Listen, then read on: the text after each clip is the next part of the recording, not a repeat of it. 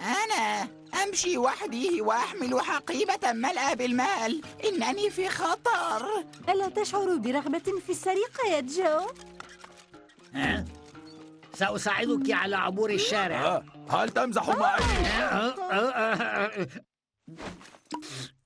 ماذا عن دعابة الكلب والطلاق؟ سبق وسمعها.